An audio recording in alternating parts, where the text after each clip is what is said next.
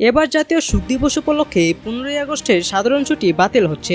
জনপ্রশাসন মন্ত্রণালয় সূত্রে এ তথ্য জানা গেছে। রাষ্ট্রপতির আদেশক্রমে 15ই আগস্টের এই ছুটি বাতিল করা হবে। জাতীয় শোক দিবস উপলক্ষে 15ই আগস্টের এই সাধারণ ছুটি দেওয়া হতো।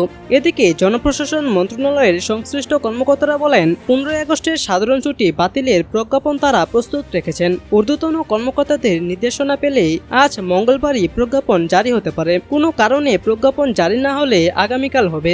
এর আগে অন্তর্বর্তীকালীন সরকারের প্রধান উপদেষ্টা ডক্টর মোহাম্মদ ইউনূসের সঙ্গে বৈঠকে 15ই আগস্ট জাতীয় শোক দিবস ও সরকারি ছুটি বাতিলের পরামর্শ দিয়েছে বিএনপি সহ বিভিন্ন রাজনৈতিক দল। গতকাল সোমবার বিকেল 4টায় ডক্টর ইউনূস বিএনপির সঙ্গে বৈঠকের মাধ্যমে আলোচনা শুরু করেন। এরপর একে একে অন্যান্য রাজনৈতিক দলের নেতাদের সঙ্গেও বৈঠক করেন। 15ই আগস্টের বিষয়ে দলগুলোর মতামত জানতে চাইলে একমাত্র বিজেপি চেয়ারম্যান আন্দালিব রহমান পার্থ 15ই আগস্ট শোক দিবস পালনের পক্ষে মত দেন। তিনি বলেছেন, 15ই আগস্ট সর্বজনীন।